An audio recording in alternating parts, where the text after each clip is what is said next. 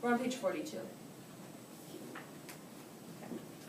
All right, so we're going to continue with The Fallen. We're on chapter 4, page 42.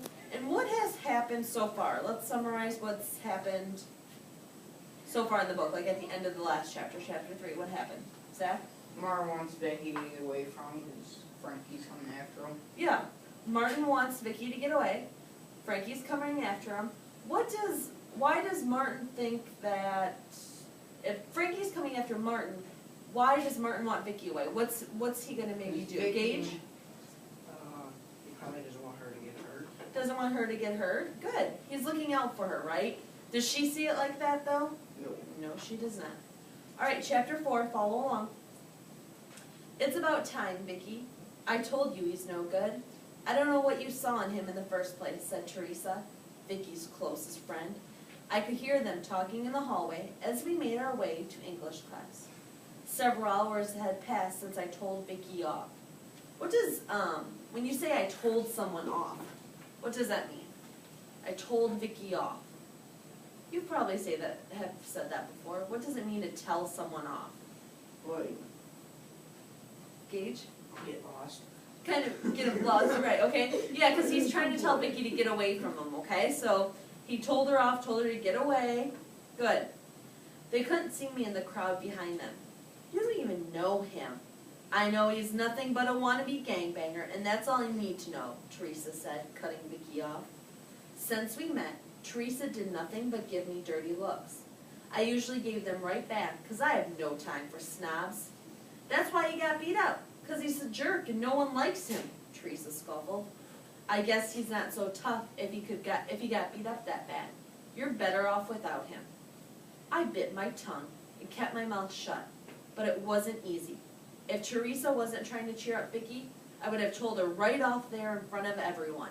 So what I'm picturing here is they're walking down the hall, Teresa and Vicky, and they're talking about Martin, and Martin's behind them, but they don't know he's behind them, right? So they're kind of talking back and forth about what's going on, about, Teresa saying he's no good for you anyways, kind of what she always thinks about him, right? She's just telling Vicky what she thinks. I bit my tongue and kept my mouth shut. But it wasn't easy. Oh, sorry, I read that, I'm sorry. What you talking about, Teresa? Cut in Roland Bailey, a boy who sat in the back row near me in class. I heard Martin clocked your boy Steve in Mr. Dooling's class. I'd have paid cash money to see that, he added. Boy, you should save your money so you can buy some sense, said Tara Carson, this heavy girl who knew everyone at Blueford. Besides, it ain't none of your business, so just stay out of it. That name kind of sounds familiar to me. Tara, right? That's, remember, in our other books, so good. I'm glad you guys noticed that. A couple of you looked up. Can you all just drop it? Vicky snapped as the group reached our classroom. I felt bad she had all this attention, but there was no way I could stand up for her. It would only make things worse. Drop what, Vicky? Asked Steve Morris. He came from the other side of the hallway and surprised her. Just forget it, she replied, rolling her eyes and darting into class. I was seconds behind them, walking into the classroom. Teresa was the first person to spot me entering. Her face twisted when our eyes met, like she just looked at a pile of garbage. Aw, come on, Vicky. Why you gotta be that way? Steve said, as I made my way to my seat. He glanced at me as I sat down, his eyes narrow and angry. My problems with Steve started in gym class. I watched him slam into this short kid named Eric, who was playing him strong on the basketball court. Afterward, Steve boasted that he beat LeBron James one-on-one. The rest of the class laughed along, even though Eric was hurt. Just like at Samaro, it was the cowards who laughed the loudest. So that, just remember the book that we read before this, Brothers in Arms. This is kind of, what's this book kind of doing, The Fallen? What does it do in bits and pieces of it? What's it kind of doing with Brothers in Arms? It's kind of Zooming it, basically. Yeah, like re-looking at it, summarizing what had happened. So in case people, which, some people might not read them in order, could go back and know what happened. So Steve, we know his problem in gym class and how they got into trouble. What are some characteristics we know about Steve? What kind of person is Steve? An athletic. Athletic? So Okay. age. What else? What else He's is all big and Steve? bad. He thinks he's really big and bad. What else, Darian? What do you think about him? I don't know. Is he kind of cocky? Yeah. Yeah, right? Yeah. He's kind of, thinks he's the best. He's a wannabe. He wannabe, yep. I don't take much skill to hit someone. It don't take much skill to hit someone half your size, I said, sick of listening to Steve show off. People in the locker room looked shocked, like I was supposed to be scared, just because he's Bluford's star running back? Forget that. The next day, Steve and his boys sucker punched me. I didn't even see them until I was on my back, staring up at Steve's smirk. I couldn't let it in like that, so I followed him into the locker room and clocked him. That's when I got busted for fighting. At first, no one told Miss Spencer I hadn't thrown the first punch. But then, Eric and Vicky came forward and told her the truth. Miss Spencer kicked Steve and 4 other guys out of the week's football game. If you ask me, that ain't even a punishment. Who cares about missing a stupid game? But football is a big deal at Bluford, and Steve cared. The next day, he came at me again. Me and Vicky were walking down the street this car whipped around. Next thing I knew, Steve and the 4 other guys surrounded us. It was 5-1, and I was getting nervous when Frankie and our crew pulled up in his Le Mans. "Hey, Holmes," Frankie barked as he got out of his car. "You ain't having a party without us, are ya?" He then spit a nasty white glob on the ground at Steve's feet. Steve and his friends looked like they were about to wet their pants. It would have been funny, except Frankie had that sick smile on his face, the one that told me it was about to get ugly. He was going to put someone in the hospital or a body bag. That's when I jumped in. "He ain't worth it," I said, holding Frankie back, just long enough for Steve and his crew to get away. I knew things between me and Frankie would go downhill after that, but I just couldn't watch him ruin another kid. Not in my name. Not after everything with Hero. So, we remember that, right? Everyone remember that time and then what happened? So Frankie, remember Vicky and Martin were walking. We talked about this yesterday. Vicky and Martin were walking. Steve comes up with his friends, and then Frankie shows up. Who took off then? Vicky, and then Martin had not seen her until after that fight then, right? So then now this is kind of like a flashback once again. They're talking about this fight and what had happened. And now, Martin's kind of looking back and thinking about that time with Frankie. What does he say about Frankie? What happened at that moment when he jumped in and he told, Frankie, "Oh, no, they're not worth it." What did he know was going to happen? It's at the top of page 46 in case you forget. He's gonna put someone in the hospital or in a body bag. That's what Frankie was going to do, but Martin knew that when he told Frankie that at that moment, what was going to happen. They just won't get into it. That what, Darian? They just won't get into it. Yeah, that their friendship probably wouldn't be the same again. Good. Steve wasn't about to thank me for saving his butt, though. I could see that in his eyes as I sat in Mr. Mitchell's class. Even though he was talking to Vicky, he was looking at me like he was planning something. "Like I said, Steve, just drop it," Vicky replied. She started to look back towards me, but then stopped herself. Steve's jaw tightened up. His leg was twitching, like he was ready to pounce. Up until I came along, he and Vicky were friends. They even went out for a few months last year. She told me it was no big deal, though. Steve's eyes always said it was. "Oh, so now you're not talking to me?" he asked, glaring at Vicky and then at me.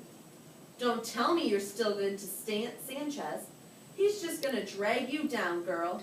Like my grandfather used to say, if you lie with dogs, you're gonna end up with fleas." You know what that is? What do we practice at least once a week for warm-ups? What are those called? We just did some yesterday. Idioms. Idioms. That is an idiom. Like my grandfather used to say, if You lie with dogs, you're gonna end up with fleas. What does that mean? What do you think? Someone take a guess. If you hang around with bad people, you're gonna get in trouble. Yeah, good. If you hang out with people with bad attitudes or bad characteristics or, do bad things, influence. you are gonna end up being like that, right? Okay. That it's gonna be a reflection of you. Good, nice job, Zach. Aw, snap, Roland Bailey shouted. That's cold, yo. He said Martin's got fleas. My blood started boiling. I was trying to hold on, to let it end this way, so Vicky would move on, but I was having trouble. My fingers were purple from squeezing my desk.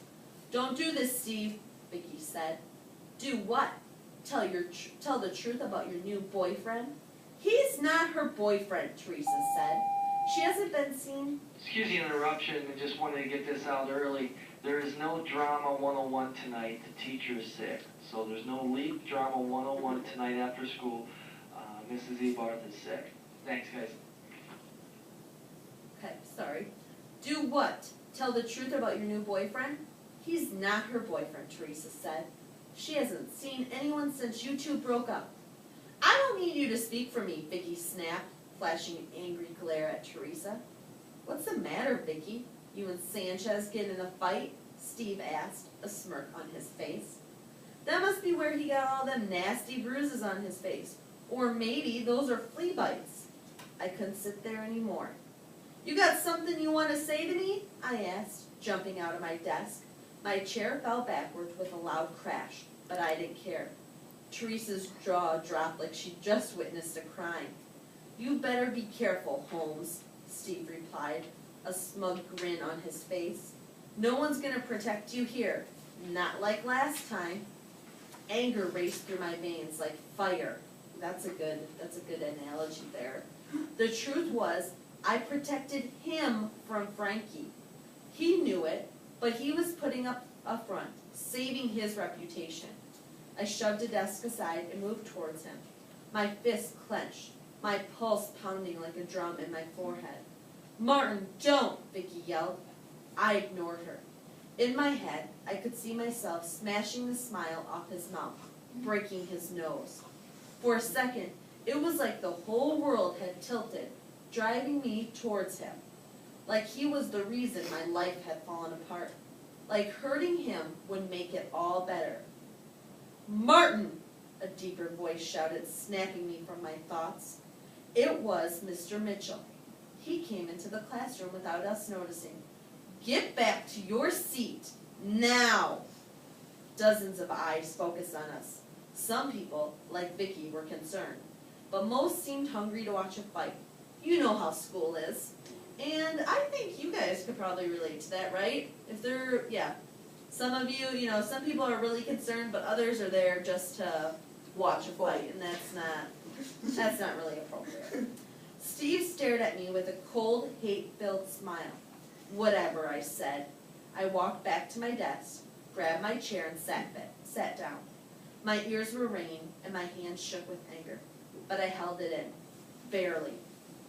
I will see you after class, Martin, Mr. Mitchell said, and then quickly began taking attendance. The class sighed, and pupils slowly turned to face the front of the room. I took a deep breath, grabbed my notebook, and tried to swallow down the rage that still smothered in my chest. So Martin is, once again, going to get in an argument with Steve. He tried to ignore it, but could he? No. Who saved them? Just in time. Mr. Mitchell. And Why wait, doesn't Mr. Mitchell have Steve after class too? I don't know. When we might hear, that's a good question. Maybe it's going to tell us when we continue to Well, read, okay? Mr. Do you- Mitchell got a bind with Steve. No, with Martin. He has a what? Like he talk a lot more than Mr. Mitchell. Oh, like a bond? Yeah. Okay, like you think like Mr. Mitchell kind of cares for Martin maybe? Like they was talking in detention. Yeah, like they were talking in detention about ways to get, Martin on the straight and narrow, how to get him on a good path, focus on school. Good, those are all good reasons, and we're going to figure that out on Monday because we'll think we'll read tomorrow, okay? All right, so we'll stop.